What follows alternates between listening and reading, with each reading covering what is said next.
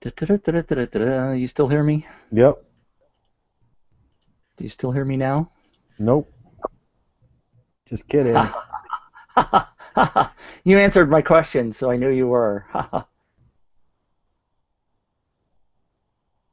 Okay, would you say something for me?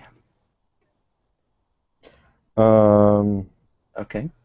Yes. One, two, three. That might actually fit. Huh. Okay. All right. So we are going to start recording. Are you ready? Ready? You said you're ready. Yeah. I am. I Okay. am. I'm going to start in three, two, one.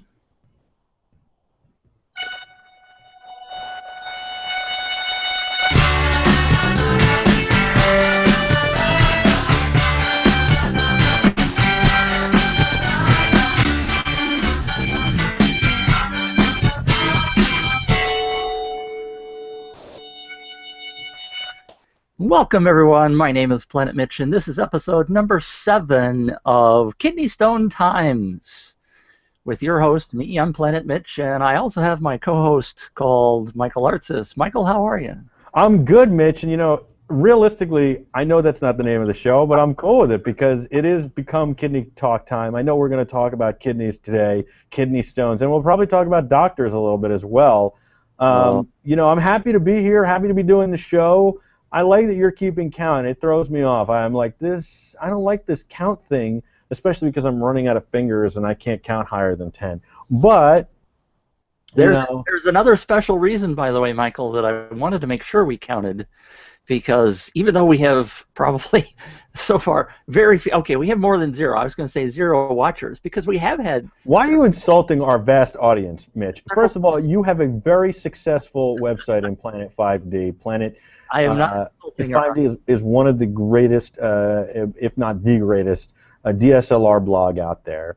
And I'd like to think that a couple people have seen me or heard from me once or twice before, Well, and I have somewhat of a following too. So, the listen. problem is, Michael, is that neither one of us have been broadcasting the fact that we're doing these shows. But that's intentionally. But by the time they listen or watch this, you're now telling them that I'm glad to see you back on the ball, by the way, considering the Wait. fact that you have a kidney stone that you're I getting. am on the ball, aren't I? Oh my God! You know what? Don't do that. You might knock one loose. Then we'll get to see you in pain. Yo. By the way, if you happen to be in pain during the show, there is nothing I can do professionally except for laugh at you. Yes, I know. So the reason number 7 is significant, by Mickey the Mantle? besides that one, Oh, okay. is that I heard a podcast by a guy who's doing a show about podcasting. He's called the Podcast Expert or something. I've forgotten which guy it was. Anyway, long story short, uh, most podcasts never make it to episode number 7. So we have done that already, Michael, and we haven't even told anybody about this. There was no doubt in my mind we would make it to episode 1700. So listen, Mitch, we're only talking about making this bigger and better and better. So you know what? It's actually called Tech Talk Time, and we talk tech, we talk all sorts of stuff. I think the thing is, we just talk about entertainment, we talk about all sorts of stuff. We talk about your kidney stones, which we'll get to later. Yeah, more and more episodes. By the way, I'm not. I wouldn't really laugh at you too much. Yeah. But Too much. but I am glad that you are here today because there was a moment that I thought we'd have to postpone. Now, what I did want to take a moment though, as entertainers, as being in the entertainment industry, as broadcasters, is to note the passing of Joan Rivers. And Joan was a comedy legend. She was a television legend. She hosted her own show. She was obviously a guest host of The Tonight Show many times and made her a big name for herself by being on The Tonight Show with Johnny Carson. Joan was unbelievable. My wife and I got to go see her twice, once in Vegas, which was unbelievable, and then once in New York City, the place of her last performance. We weren't there for her last one, but it was a little place down in the West Village of Manhattan, or I guess west side of Times Square, not really the West Village. And she would go to work out her new material. At 81, she was still working out new material. And so it was really awesome. And this woman, nothing was off limits. She poked fun at herself. She poked fun at everybody else. She didn't take anything too seriously. If it wasn't for her, there would be no "What are you wearing on the red carpet?" She made red carpet reporting popular and exciting, and stopped talking about. It's really interesting because I remember years ago when Howard Stern would have on an actor, or they'd play a clip from an actor talking about the movie, and he'd cut the clip off, or he'd cut the actor off. Blah blah blah blah blah. Stop it. Move on, because it's it's the same. I loved working with Tom Cruise. I love working with Steven Spielberg. They're just such amazing people to work with. Take that, put it in your next film, This is such an exciting project. I can't even tell you. I learned a lot. Basically, Joan realized that just like Howard did. Howard made a huge joke of it and would just stop wasting time. Joan actually said, let's make this more interesting. Let's talk about what people are wearing. Let's talk about how they look. Let's talk about their families. That's what I do. I'm a behind-the-scenes kind of guy. That's what I'm interested in. She paved the way for that. She's got Fashion Police. She had all these things that just were phenomenal. Her daughter Melissa is a great person. I've gotten a chance to meet her a long time ago. I think she's also a great talent. And I'm just sad to see that Joan Rivers passed away today at the age of 81 after some kind of medical procedure, maybe or maybe not, went wrong. And they took her off life support, according to TMZ today, and at 117 she passed away. What a comedy legend. I'm sorry that I'm not going to get a chance to see her again. To have Robin Williams and Joan Rivers pass within a month of each other just seems to rock my world. I love comedy. And I just hope that whatever the next chapter for her is, it's phenomenal. And I'll miss her comedy. I got a little sad. I hope that everybody recognizes and appreciates all her contributions to this industry and to our world and our lives, to break it up a little bit and to entertain us, to make us laugh and smile. I think is really awesome. She'd poke fun at anything, even anal sex. So, look, she said she liked it because she could read a book while taking it in the caboose. So, and that was one of her funnier lines and bits, and she had a lot of them, and I'd certainly urge you to go get some Joan Rivers books and CDs and, download some stuff. She's hilarious. I was honestly never a big Joan Rivers fan, so I'm glad you have had a much different experience. I guess I was tainted by my parents. Granted, I'm pretty old, so I'm much older than you, and my mom and dad used to make fun of her a lot, so I guess I was tainted by that in the old days. Well, I think the thing with Joan is it's interesting. I think she changed over the years, and she developed her act, and I actually think she became stronger as she got older. My in-laws didn't like her. We went to see her, and they saw her years and years ago. They went to see her in Vegas with us, and they thought she was hysterical. They thought she was so funny, and they had a completely different opinion of her. I also think taste in comedy change as you grow older, and we change. And I also think that a lot of people didn't give her a chance because she was super raunchy and always was. I think she was super funny, and that's all I can say. And I would urge Mitch, you, to go listen to one of her CDs. I've met her. She's a lovely woman, a really just special person. You could tell, really nice person, and I think she was terrific. So look, and if it wasn't for her, lots of women wouldn't be getting breast jobs that I could oogle at, I guess, and their lips pumped up. Yeah. Yeah, I'm sure the world will miss her, and like you said, losing two big stars like that in the last month is tough for the comedy world. Yeah, absolutely. I think that it certainly is, and I think it's sad for us. It makes me think that I have to have something to be excited about and look forward to, and I know that is Apple. Their big announcement next week with the iPhone 6, I think, fingers crossed, and the iWatch. But Samsung, finally got me to move the needle. Today I looked at that new watch they have, and I said, you know what, if Apple doesn't blow me away on Tuesday, I might just be getting a Galaxy 5S or a Note 4 just so I could have that stupid watch. That's how badly I want that watch. Apple better hit one out of the park. What it does yet. You don't know what it does yet, do you? I don't care. It looks cool. Does it? I confess that I haven't seen it yet. So it's basically like having an iPhone strapped to your wrist. It looks kind of huge. It looks like it curves around your wrist to about there and then has a rubber band. So about halfway around your wrist, and it's going to be a curved screen that's pretty big, nice-looking watch display. I'm sure it'll answer calls and do all these other things, take photos, etc., etc. Hopefully it'll do some of the health features we've been talking about wanting in these bracelets. I almost got a jawbone this weekend. Did You you? know, I almost bought one for my wife, and she didn't want it, and I was going to get one. We were going to get two, and then she talked me out of it. You know, I just keep, even when I thought about getting it, I was like, I really should wait for the Apple announcement. But I think that I'll want a Jawbone Up or a Fitbit or something, and the iPhone watch. But I also think the iPhone watch, I don't know, Apple scares me with this pricing. I think we could see, you know, you've heard rumors that a new iPhone could be $1,000 base price before you get your discount versus $650 today. I mean, I could see it happening. I hope not, and I don't really think it will. But a new, you know, $1,000 is steep, and then that watch comes in at four to six, you know, 400, 500, 650. It's not subsidized by anybody. That's steep too. It is steep, and the one thing that has always bugged me, although I'm an Apple fan, Me too. You know that. is the fact that they insist on their 35% profit margin. Now Yeah. that's great. As a stockholder, I absolutely love that. But as somebody who's wanting to buy Apple products and Apple accessories, especially things like cables and cords, and those things will eat you alive. And I've never understood why they've got $120 billion in the bank and they still yet want to gouge us on cables and. Look, you know what? It's not the dumbest thing in the world, though. I can say this. There No. are so many companies that struggle, and there are so many companies that get close to being put out of business if you don't uphold that. And what does everybody say? It's a race to the bottom, right? Right. So, Right. you know, I mean, I happen to know that major stores that sell cameras, how much do you think the profit margin on a camera like a 5D Mark III is? Well, you shouldn't ask me because I think I know. But Well, it's tell me. If you're a retailer, 5%. 5 or 6%. It's tiny. You're in the ballpark. All right, it's around there. It depends the manufacturer, the camera, all that. So they've got to buy this product. They've got to stock the product. They've got to have it there when you want it. They have to have lights on. They have to have people selling it to you. They have to do the receipts, the credit card. By the way, you buy it on a credit card, they just lost 3%. Now, if they do huge volume, they probably lost more like 1.5%. But Right. still, they're still losing a good chunk of what they're taking in.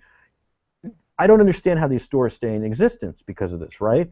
Right. So the reality is that if they do that, maybe to keep the price down, a company like Samsung agrees to do that. So Samsung makes 10% on the phone, then the retailer makes 6%.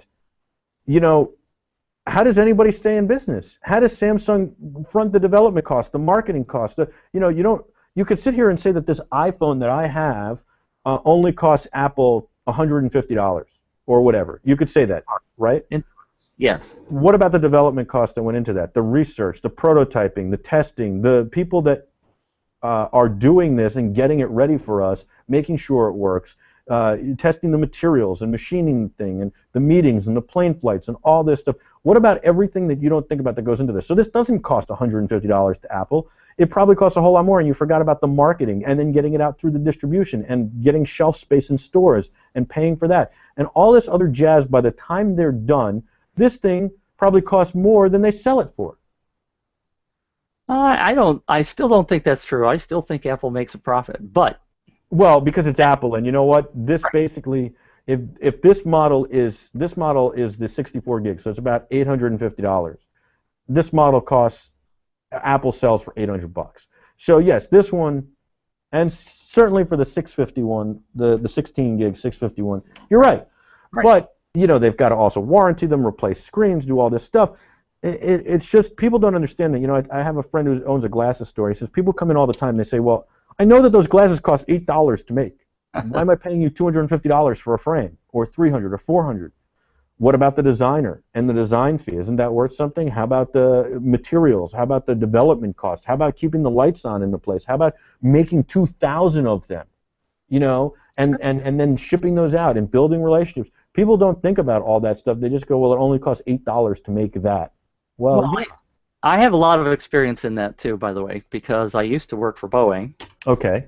And the Boeing manufacturing process takes 4 to 5 years to build a plane from scratch, and people always complain about time. How long it takes to manufacture something.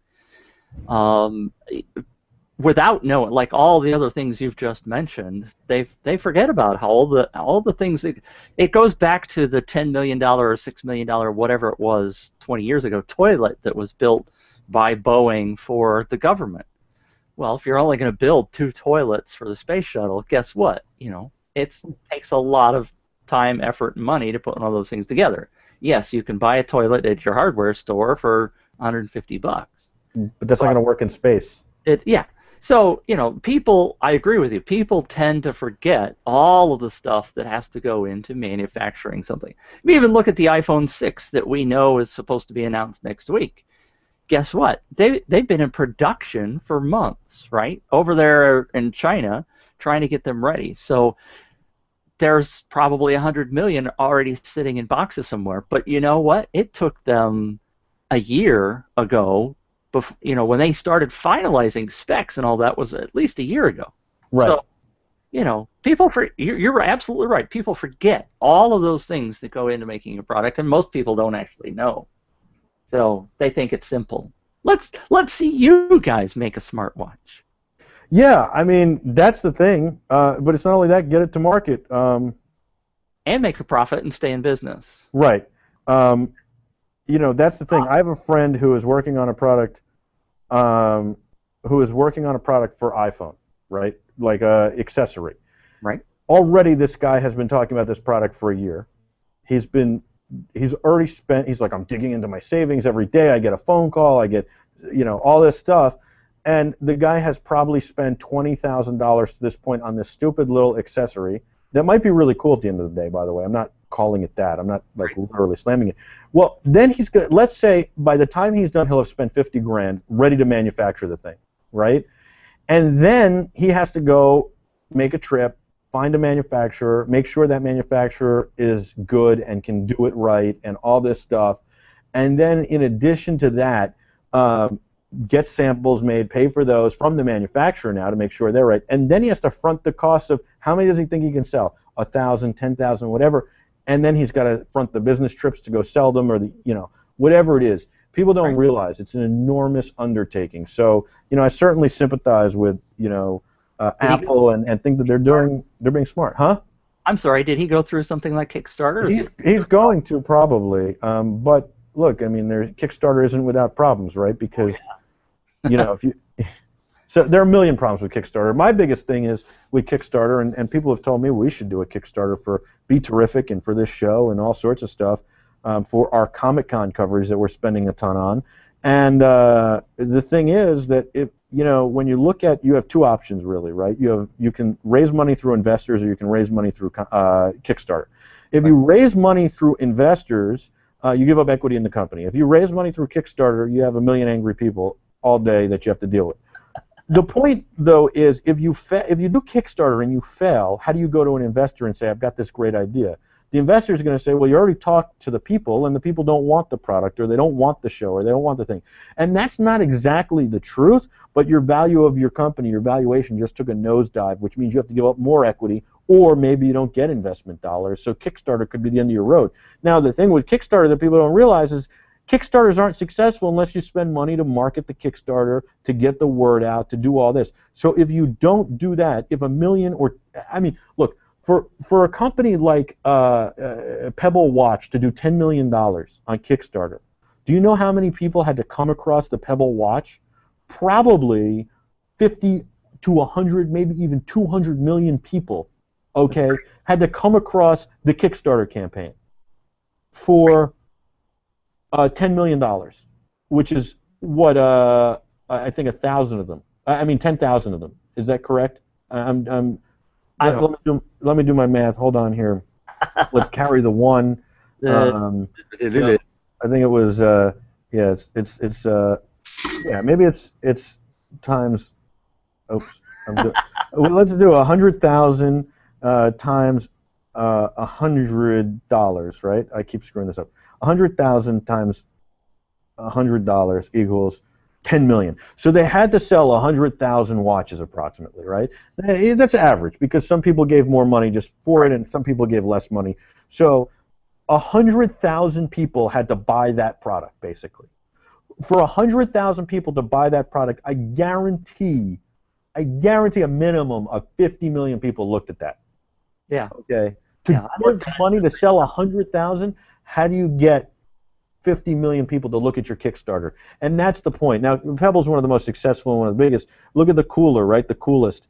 That just did huge numbers. Look at Bridge Keyboards. Look at any of these other ones that got successful. Now, some of them got lucky and got picked up by Engadget and Gizmodo and all this stuff and Insert Coin here and got picked up by Planet 5D or whatever else, right? But a lot of them hire PR agencies to get them in the news, to get traction, and people don't realize that. So let's say this guy does a Kickstarter. To make it successful or to guarantee its success, if he really believes in the product, he's got to lay probably $100,000 in marketing and publicity campaign into that. So now you're at $150,000, and now he might be able to start producing this, and he probably needs $250,000 to start producing it, maybe up to $500,000 to market it right and all this stuff. Right. It's crazy. So yeah, people don't realize. And look, my cell phone bill is $200 and something a month. Now I want to change that, but I'm with a good provider.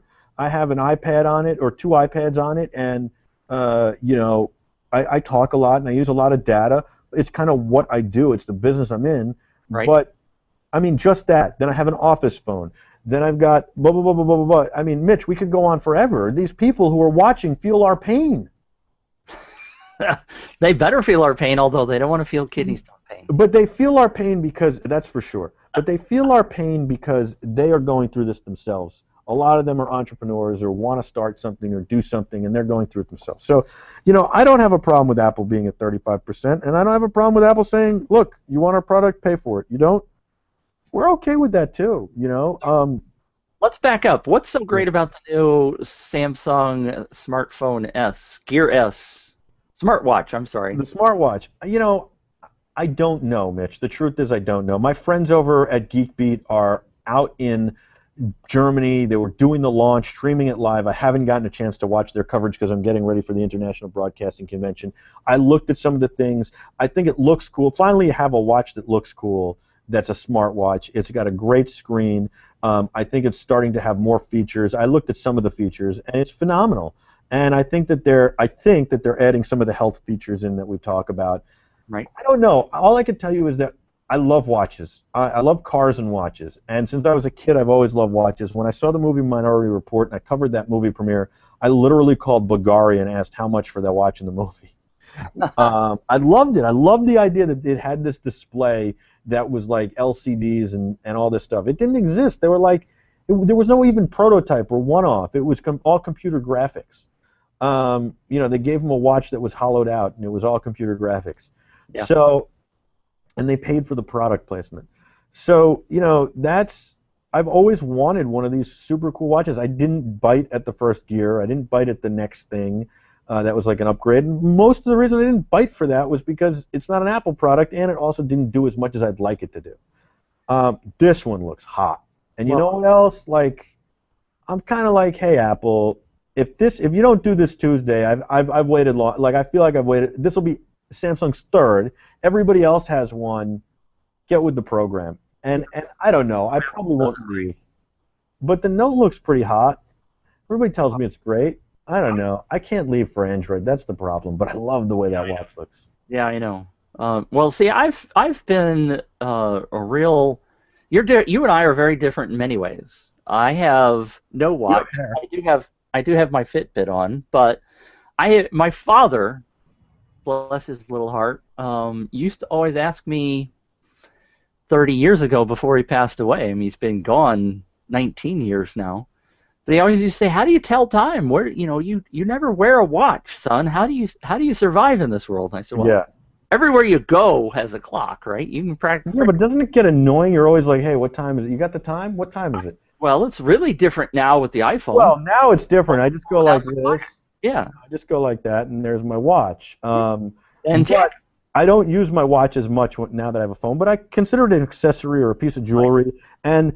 And you know what? It is really nice, though, sometimes to just be like, oh, okay, it's 5 o'clock, or it's 10 to 5. It's okay, I got it. As opposed to, oh, where's my phone? Hit that button. I mean, it's not. I don't know.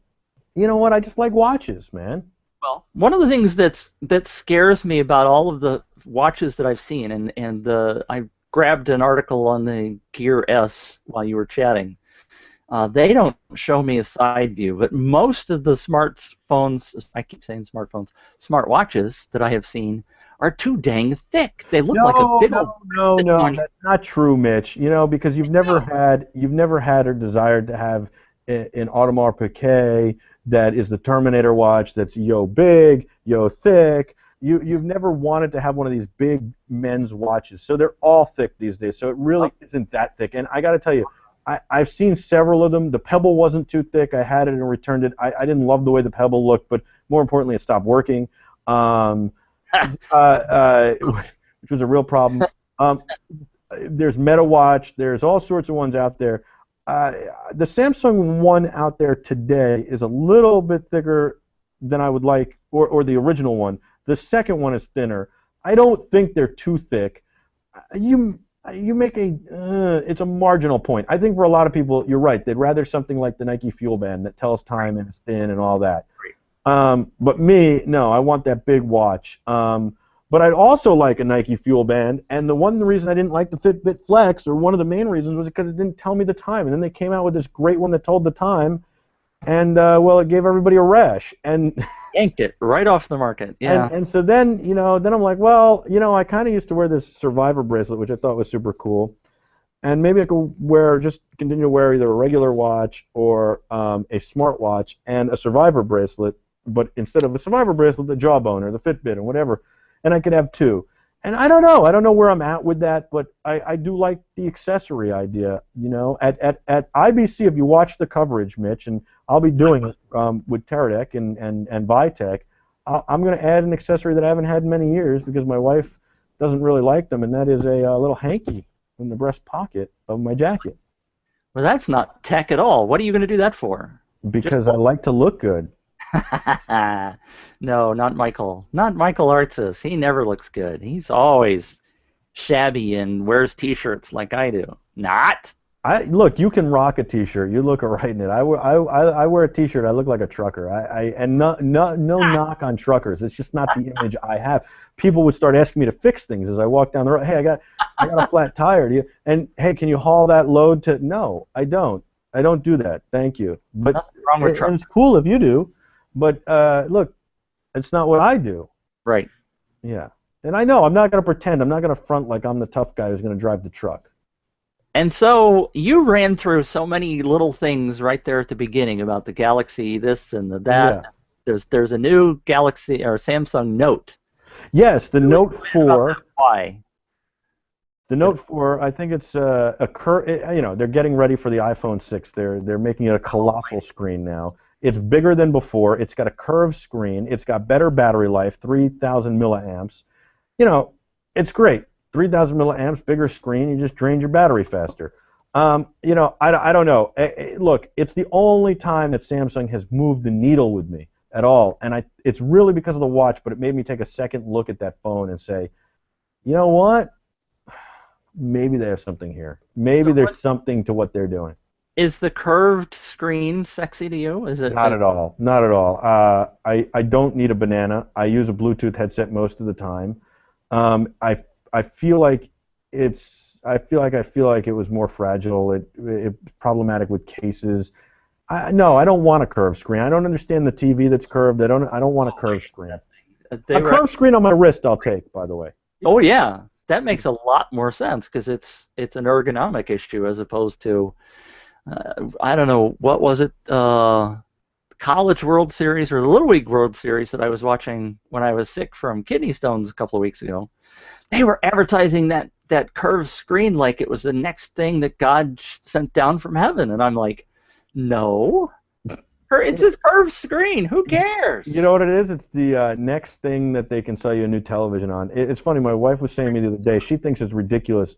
Would you want one of those ever? She's like, I don't want one. Would you want one? And I said, eventually we're going to have no choice. That's all they'll make or something. But no, I don't want one. I like that it's as flat as can be and it's against the wall. And I don't have 80 people sitting in my living room, that their viewing angle is going to be that much changed. And I haven't really even seen that.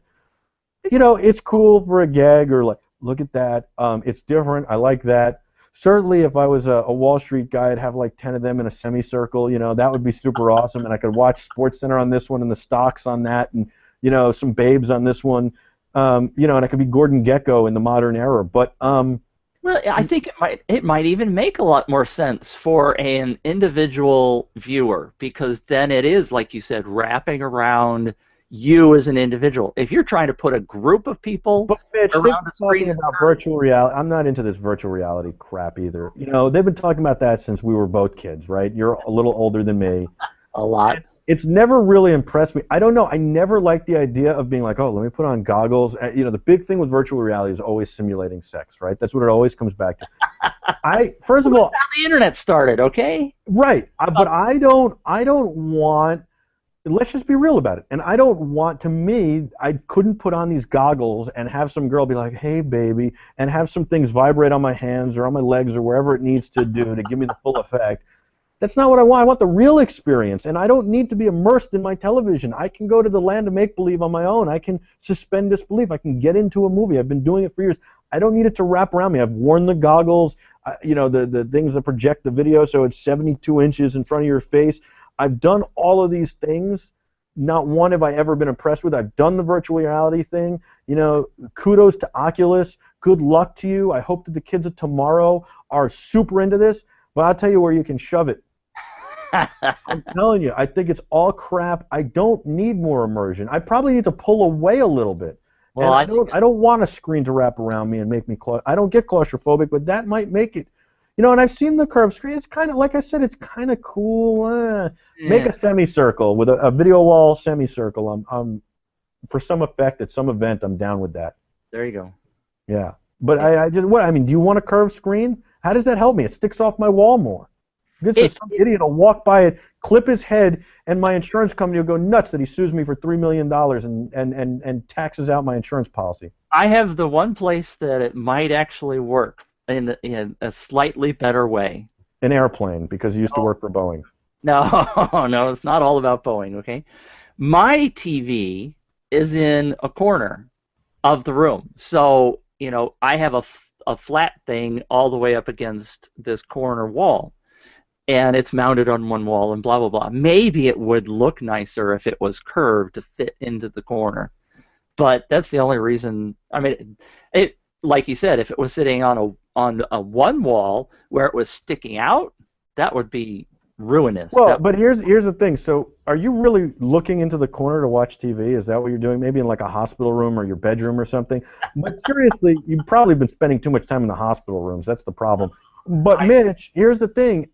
It doesn't take up any less room, and you'd have to get the one that's the perfect curve, and the bracket would have to fit that corner too. Right. Well, you could still mount it to one wall. It doesn't have to be mounted to both walls. But anyway, that's the one case where I can see where it might. Do you want virtual reality? Do you want to have this? Do you want to have a lap dance from the stripper at the strip club with the virtual reality? Like you don't have to leave your house. No, I don't even care for those things in the first place. I've been to a stripper bar twice in my life. Then the second time was for a bachelor party, and it was the most embarrassing thing I've ever done. I hated it. What's funny is I don't go to these places. Not that I've never been. I don't go to them. My first experience was young. I was on a hockey trip with my hockey team. And I had $200 my father's business partner had given me for my birthday. And in about 8 minutes, I ran through $200. I walked into the parking lot. I felt like the biggest lowlife in the world. I felt completely dejected, completely unsatisfied. And I said, this girl's laughing all the way to the bank. I'm $200 lighter. I just felt so dirty and disgusting, and it turned me off the whole thing. Yeah. I totally agree with you there. I did not care for that experience in the slightest. And like you said, even going out to the parking lot, it is so sleazy in those parking lots. Oh, my God. Oh, makes you want to run and hurl and go, oh, I feel dirty just being in the parking lot. The interesting thing is I've been in them more to talk about business as a consultant for, like, how could you do live broadcasting and meeting with the managers. And when you see them in the daylight, it's even worse. Oh, I can't. When you see the lights on and stuff like that, oh my gosh, it's like, you know what? Can you close the blinds and turn the lights back off, please? Just pretend. I know there's no girls here right now, but I don't want to see what that couch and the floor look like. I mean, oh, it's awful. It's awful. I think it's even worse for me, Michael, having two daughters, especially now Oh, that it definitely is. I'm like, oh, this is just wrong. Didn't Chris Rock say it best, though? Your one job in life is to keep them off the pole. Exactly true. Exactly. Oh man. So yeah, I have no use for virtual reality in my mind, and I can't see one in the future. It doesn't mean that I can't think it's cool technology or can't get excited about it on that level. The same thing with the Curve TV. I don't want one, but I think it's super cool technology. I think it's great. But to sit here and say that, oh wow, it's amazing they curved a piece of glass. Well, have you ever looked at the back windshield of a car? I mean, cars are curved glass windows. Yep. Of the back windshield. If you look at sports cars, go back to the 70s and 80s. They were all curved. So I don't think it's that big a deal that they curved a piece of glass. That's what a screen is ultimately. You know, and your old TV was curved too, by the way, the other way. So, well, it was, wasn't it? Yeah. So it was. You know, everybody's making a big deal. Duh. That's a darn good point, Michael. Yeah. We've got the newest thing from 1950, a curved television set. It's just curved backwards. But the other thing is, interestingly, as it curves back, by the way, it seems to diminish in size. What I'm saying is you become further away from it. So Yeah. if you have your TV now flat on a wall, and it curves, even if it's 6 inches to curve end to end, the center point, where you're going to focus most of your attention, is 6 inches further back. You might need a larger TV now. Yeah. Well, isn't that what they want to do? Is sell you a new TV? Of course, and a bigger one too. So anyway, that's my point about that. I don't want a curved phone either. I could look, if you want one, good for you. I'm not saying I would not take one. If iPhone comes out with a curved phone, I have no choice. But I don't want a curved phone. In fact, if I wanted a curve, I like how the iPhone 3GS had it on the back. It fit my hand a lot better than this. You know what? I use a Bluetooth thing all the time. Or in my car, I use the hands-free, and then I use this thing, which I'm loving, the LG thing. So you know. So let me ask you. I want to be clear because I haven't kept up with a lot of this. Although I did see this morning that Samsung has announced the Galaxy Note Edge. Is that what you're talking about, or are you talking about an actual curved screen? Now the Edge actually has the curve on No, I wasn't talking about that. That's actually an interesting innovation I was going to bring up next, because that's something really cool, and that is where I haven't really gotten, I have to get it in my hand, I haven't really gotten a good shot of it, but I think it's a cool concept, is where instead of having the mullion, that's what they used to call it in the video wall business, the mullion, which is the border around your iPad or your phone or whatever, the screen would literally wrap around the side a little, so you could access buttons. They could put buttons in apps off the side that you could access, kind of like your BlackBerry wheel, right, off the side of the screen. Right. So number one, your screen goes end to end, so you don't lose, you don't have a black border or a white border. And number two, that you can actually still use that part of the screen to operate something. So that's a really cool concept. No, that's not what I was talking about. The Note 4, they have a couple different phones, a slew of different phones coming out now. Okay. The Note 4, and I think the Galaxy 5S, I could be wrong about that, is curved like a banana, you know. And LG was the first company, I think, to come out with one of those a while ago. T-Mobile was selling it. Just didn't do it for me. It doesn't do it to this day for me, you know.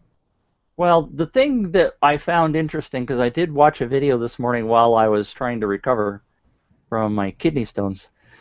You know, I got to get to slip that in there every now and then. Yes, we're going to talk about that. This video of the Galaxy Note Edge, and the stripe on the side, and it's on the right side, does two things. Number one, it's like you said, it like has some buttons that you can tap with your fingers, or they actually have a stylus with this, which just slays me. I didn't know they were shipping phones with stylus. Well, no, I will tell you the one good thing about a stylus, by the way. I want to interrupt you for 1 second. No, you interrupt me? Never. Forget it, Mitch. Just keep going. There's no good things about stylus. No, the one good thing about a stylus, by the way, Paper 53 makes a really awesome stylus for drawing, which is super cool and creative. That's a different topic. The one good stylus point for everybody, and it's the only thing I see it, because I don't want a stylus, in the winter, I figured out last year with my gloves on, I can dial and send text messages with a stylus without taking my gloves off. Better than getting those gloves with the tips that I just hit my whole phone with, and and better than wearing the gloves where you take the fingers off, and better than taking my hand out of the phone. Yep. So a combination of that and Surrey. How do you take your hand out of the phone? I mean, take my hand out of the glove. I'm losing my mind. Mitch, I'm losing my mind here. Anyway. So the thing about the Galaxy, are you done with the stylus now? The Galaxy, the Edge, actually you can like scroll news, so you would have this little vertical bar where it would scroll like tweets and stuff like that. That bothers me. I don't think I like that part. And the second thing that bothers me about it, because I like to talk about things that bother me, is the fact that if you're holding it, are you going to be activating the buttons? Like if you're how do you hold the edge of that thing without activating buttons? I've got your answer. So first of all, the only way to hold the phone, it also comes not only with a stylus, but it comes with a pair of tongs. No. I would imagine somehow you can turn that off. First of all, the feature off. Second of all, maybe it's in apps you're activating stuff, and maybe it's placed in strategic places. I don't know. Again, we haven't played that much with it. I haven't been able to see the content from Germany and the announcement. I agree with you though, 100%. It can't be something that my hands hit all the time or drive me crazy. Although some of these phones have buttons that also do that, including the iPhone, which has volume and stuff. But it also, and maybe they'll be pressure sensitive, so that they just don't happen all the time. They had to do something. But the other thing that I agree with you is I don't want a ticker on the side for multiple reasons, including the fact, I mean, it's cool if the phone's laying down flat like this, I guess. I just noticed that, like if it's laying on a table. But on the other hand, like my eyes, I know this sounds so old, they're not that good anymore. Like, they're not good enough that I want to be like, oh, what's my phone say? What? Yeah, I don't know. Yeah, well, it's more visible from the front than it is from the side, I believe, based on the video that I saw. Well, then it's just too much. I don't need to watch Bloomberg on my phone. Like, I don't need Bloomberg constantly. It's too much. We're crowding the space, the screen. I don't want to do that. We are crowding our notifications altogether, whether it's on the phone or on... But that's why I like the watch. I can go Bing. It can go Mitch just called. Or Mitch is calling. It can go text message, Mitch. Are you ready to do the show? Like I like that. I don't have to get my phone out. It's not. Wake up from your nap. Come on, bud. Come on. Well, what about the Google? That's why I like the Google Glass. I'm like, I kind of love the concept, but I kind of hate the fact that now I'm gonna be walking down the street. It's gonna be like boom, boom, message from Mitch. Boom. I'm gonna be paying less attention. I'll be talking to somebody, and they'll be like, "What are you looking at?" Nothing. Nah. Yeah, I'm reading the email while I'm supposedly talking to you. Yeah, so anyway, I don't know. So, Mitch, how was your hospital stay? You had a hospital stay, you've had listen, so let me bring everybody up to speed real quick. You had kidney stones, they were so big you couldn't get them blasted out. You had to have a procedure so that they could, I don't know why they didn't take them out. They didn't take them out, they broke them up manually, right, from what I recollect. So it's 9 millimeters that they just are like, hey, well, we can't blast that out, so we'll knock it apart. Yeah. Then they put in a stent to make the passage easier. Yeah. That didn't work. None of this worked. You just continue to be in pain. Meanwhile, they've had you drinking gallons of this. That didn't work. I've tried to get you healthier with Fat, Sick, and Nearly Dead and juicing. And meanwhile, you've been in the hospital and out of the hospital, in and out of pain. And finally, they've done nothing. You told me you're going to have a procedure, but yet they're like, you know what? If you're not in pain right now, let's leave you alone. Yes. It's all a long story that can make, I could tell over hours and hours, but so just to be clear about what's happened since last week's show, last week I had the stent put in. I probably should have told you at that point bouncing on the ball wasn't a good idea, that might have knocked the stent out.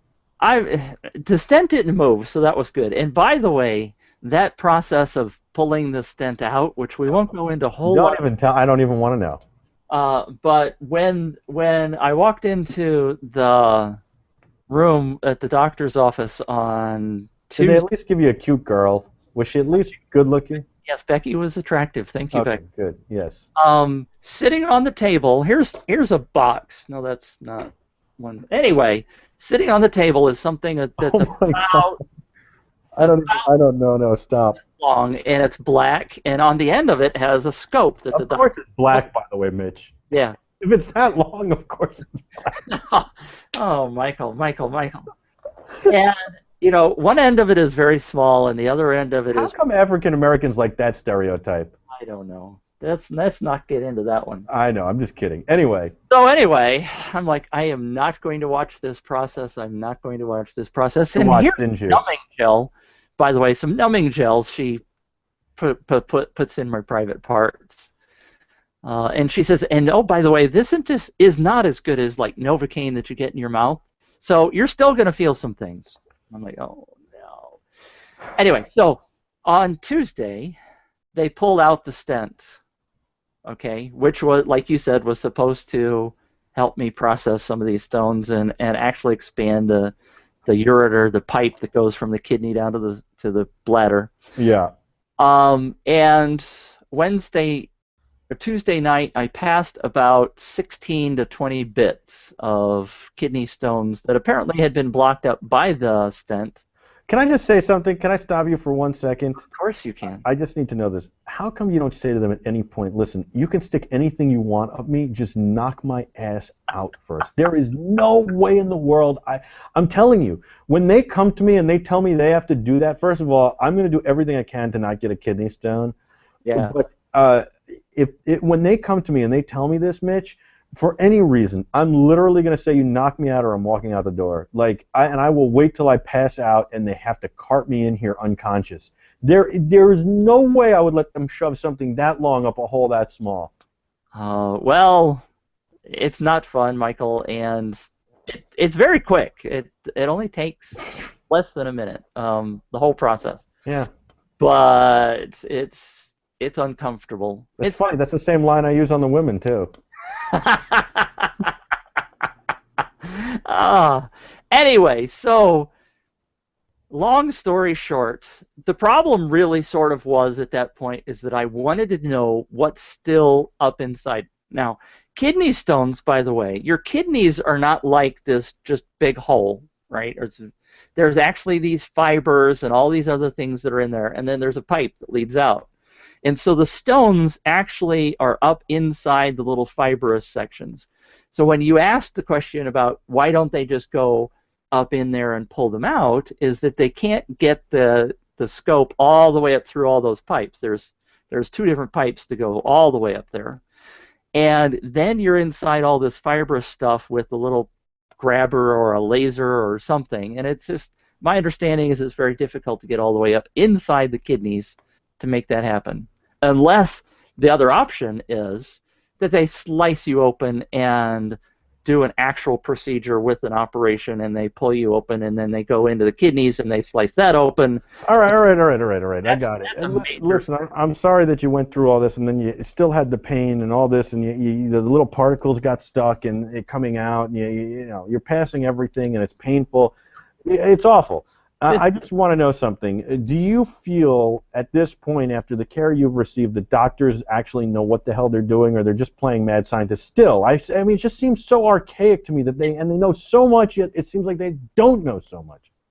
Well, it is frustrating. It's frustrating, Yeah. because, well, for example, when they do the lithotripsy, which is the thing where they blast you with the ultrasound and try to get the stones broken into small pieces. First of all, my stone, they now tell me, was 100% calcium, which is the hardest stone there is. You got to stop drinking milk, Mitch. Breaking those into smaller bits obviously has been a problem, because the 9mm stone broke into some bits, but it broke into a 3mm stone and a 4.6mm stone, and then a whole bunch of bits, because I still have a 4.6mm to deal with that's still up in my kidney, plus some more bits, okay? But they only can find that out if they do a CT scan on you. If they use an X-ray, which is the traditional kind of thing, you've seen X-rays, they're not very clear. You don't. It's not like, it's like looking at an old-timey TV, and you see some fuzzy, blurry things. Well, you're not sure that they actually were able to bust up the stone until you do a CT scan, which is what I had yesterday, and found out that the stone's really still in these three major pieces, and I've passed two of them now, but I still have a 4.61 that isn't going to pass on its own. So I don't know yet what's going to happen in the next step of this process. Oh, I think you do know. I think you have a pretty good idea what's going to happen. You just don't want to know. And this is exactly what's happening. I'm spending a lot of money on medical bills. That's what I was going to say. What is your total bill at this point?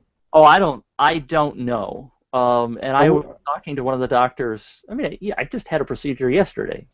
Well, when we talked a few weeks ago now, it was like 25 grand. Would you say you're double that or more? Well, it's much higher than that. Now, the very first procedure was 25 grand. The lithotripsy to do the blasting of the stone, I saw the bill for that just 2 days ago. It was $16,000. Now, one of the doctors that I spoke with yesterday says, now, you just ignore that, because the way this works is we could put $1 million down there on the bill, and that's what we bill the insurance company. But the insurance company is going to say, no, for that procedure, we're going to allow you to charge us this much, and it's going to be a whole lot less, and then we will pay this much of that. So let me ask you something. I mean, if you bought a car, right, because that's what we're talking about. You just bought a car, basically. You're probably I was going to say you bought a nice car. Yeah. A really nice car. You're probably. I was going to initially estimate 100,000. I thought I was over. But I think when you're all said and done, you could be at 125,000. That's a freaking Porsche, a Mercedes. We're talking and a nice one, not like an entry level, not a C class. I'm talking big bad S class, right? Like with a couple of nice options in the car, right? When you have finished this, you'll have spent that. Now, I mean, if you bought an S class, if you went into Mercedes and bought an S class, and you came out and the thing just, I mean, the wheel fell off. Right? And then you brought it back and you took it to the guy and he says, oh, yeah, no problem. We'll just put a new wheel on. And they put a new wheel on. You drive out and the damn doors fall off. And you drive back in and he says, would you stand for that? Would you say, I want a refund? I want $100,000 back? How does the insurance company let them get away with this when they're doing nothing? And in fact, I think, and I might even say in this case, they're exasperating your problem so that they can earn more money. Yeah, I mean, it feels like, doesn't it? Yeah. Oh my God. Yeah.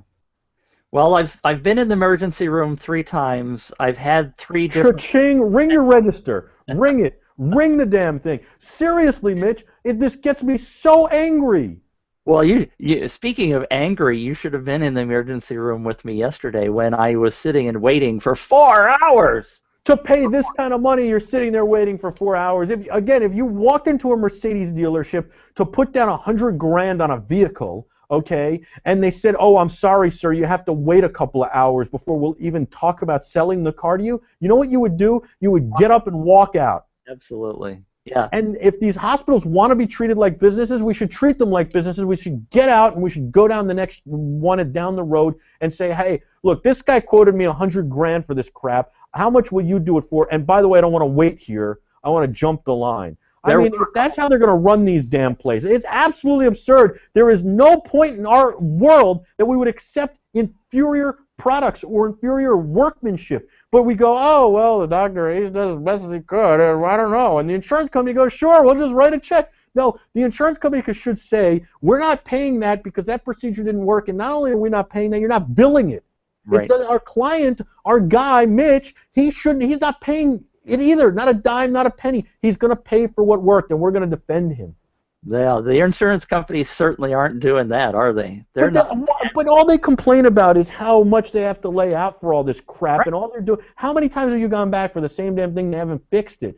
Oh, well, I mean, it's just absurd. Oh, well, you know, it was. I mean, there has to be something wrong that they took a 9mm thing. This is routine at this point, and they made it a 4-1 and a 3-1. I mean, are you kidding me? Knock this thing into a billion pieces. Come on, and then. And they're charging you 25 grand to do this? To do what? You know, and I guess my point is you should be lucky you're alive because freaking Joan Rivers goes in for an endoscopy and they knock her out and can't bring her back. Well, that was certainly scary when all of this is happening because the lithotripsy, the blasting of the stone, Yeah. was done as quote unquote outpatient, which is what Joan Rivers did. But the outpatient center that I went to, thank goodness, was actually in a hospital. So if something bad happened to me, they could take care of it right there. Well, but the insurance company would rather you do it in the doctor's office, and so would the doctor, because the doctor makes more money, the insurance company pays less money, Yes, and everybody's happy except for you. If something goes wrong, you're 10 minutes away from the hospital. Yeah. That's horrific. Because I've had my colonoscopy, which I need to get. I've told you about this, and literally, like I've had it in the hospital, I've had it in the doctor's office. The insurance company the last one they let me have wouldn't let me do it in the hospital because of that. And then like they read you your last rites. They're like, all right, you want to say goodbye to your wife? What? Yeah. I'm just going to take a nap. No, well, you know, what couldn't happen. Sticking a tube, you know Yeah. what? You know what? And the truth is, forget the anesthesia for that. I'll take that one, but I need the anesthesia for the front. Yeah. That's funny, Michael, because I'd almost take I'd probably rather have that whole thing done under anesthesia. I mean, I would like them both under anesthesia, but come on. It's one thing when Michael Jackson is abusing the drug. It's another thing when like a healthy guy walks in there and we can't walk out. It's just, I know, and that part of it I get. It's not a perfect science, that part of it. But the rest of it, like, come on, you're not having open heart surgery. You're blasting some freaking kidney stones. Yeah. Now, what is the thing that's causing these calcium ones? Is it the milk? Are you drinking what are you drinking from a cow's udder? That's again another hard part to understand is there are so many things that go into your kidneys. It's hard to totally understand, and I've been trying to read up on some of that.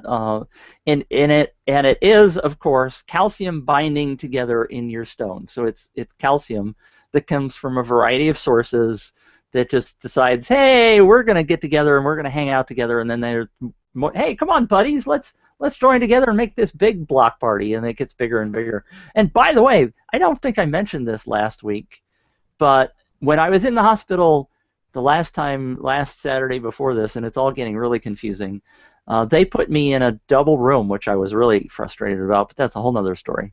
Private rooms are so much better in hospitals.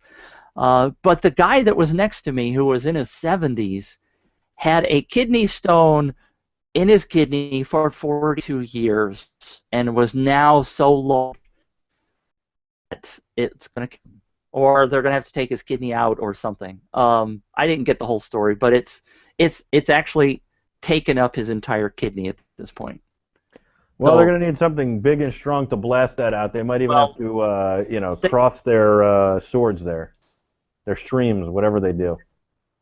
He mentioned at the time, though, that when he first found out about it 42 years ago, the processes weren't very good for taking care of kidney stones, and so they just let it stay. And now it's very dangerous for him. But 42 years so later. So theoretically, we have. 42 years later doesn't seem like it's much better. Well, yeah. Although I do think that guy should have checked in like 10 years ago or 15 years ago and said, hey, you guys doing any better with this stuff? You want to blast this thing now, or should I just wait till it, explodes? Yeah. I don't know about that whole story. So I mean, I think part of it is definitely his fault, sure. Anyway, so we've certainly beat that one to death. I do want to say this. I made a lot of jokes in that. I was certainly serious, but I also made some jokes. I made some other jokes. And I want them to all be in honor of Joan Rivers today. If I made you laugh, and I hope I did, then in honor of Joan. Yeah. Bless her heart. Yeah. You got to catch some. You've got a lot of comedy to catch up on. Robert Schimmel, Joan Rivers. You know. Do you know who Robin Williams was? Mark from Ork? Are you kidding? Of course I know who Robin Williams was. I'm just checking, Mitchell. So Robin Williams was just absolutely brilliant. I feel sorry for the man. I read the Rolling Stone article about him the other day, and it's got to be very difficult to be so much like Michael, who's on all the time, making people laugh and still having demons to deal with in your mind.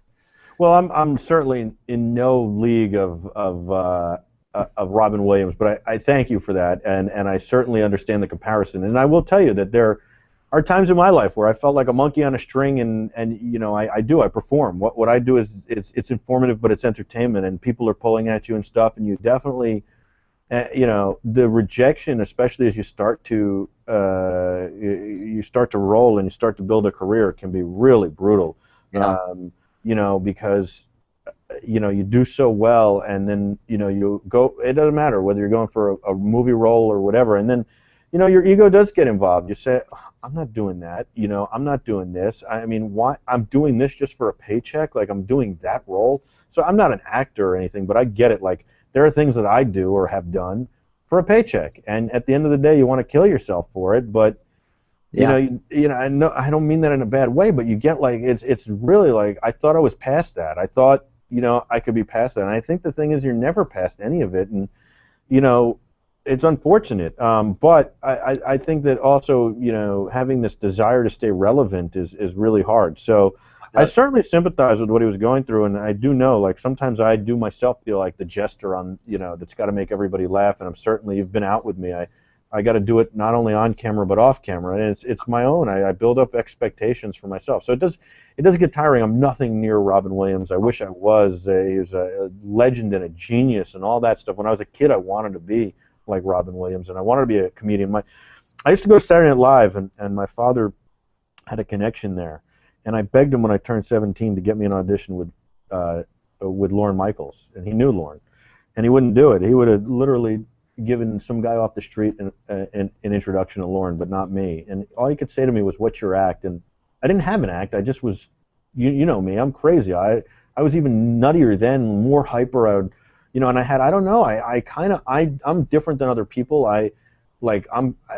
The one thing I always related to Robin about is he seems so spontaneous, and from the people I've talked to, I wish I'd gotten to see him perform live and had gotten to see him, or talk to him and find out, like, see his shtick.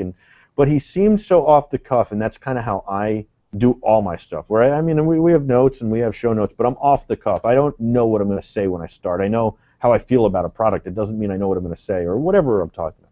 And sure, I've done the thing with the news anchor and reading the script and all that, but where I shine to me is off the cuff. And so I don't know, I was going to go in there and be silly. Whatever struck me at that moment, that's what I needed. I needed to feed off the energy in the room. And I think that probably wouldn't have worked, and it probably wouldn't have worked for them. They need to see like a skit and a bit and whatever.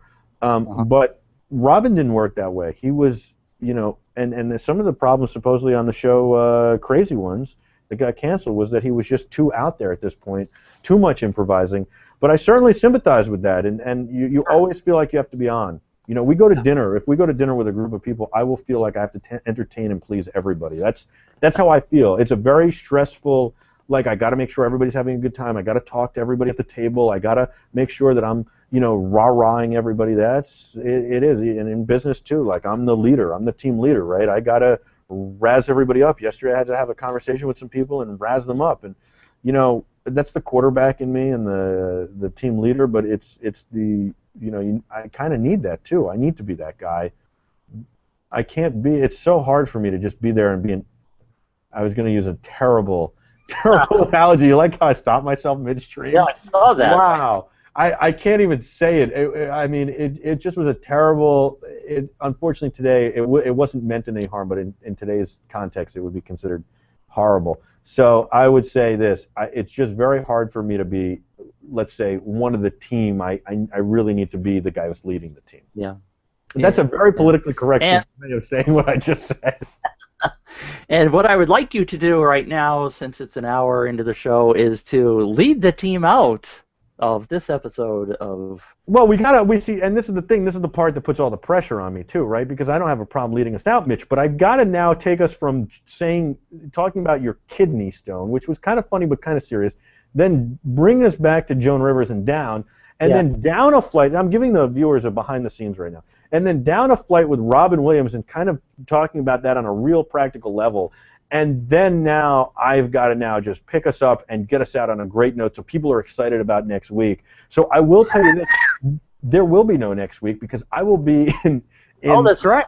in Amsterdam. You're going to have to wait 2 weeks for this. And I'm going to be in Amsterdam for IBC. But I'll come back with a lot of great stuff. Mitch, you have a lot to do next week, too. And in the meantime, I'll be feeding some stuff back, I think, to Planet 5D.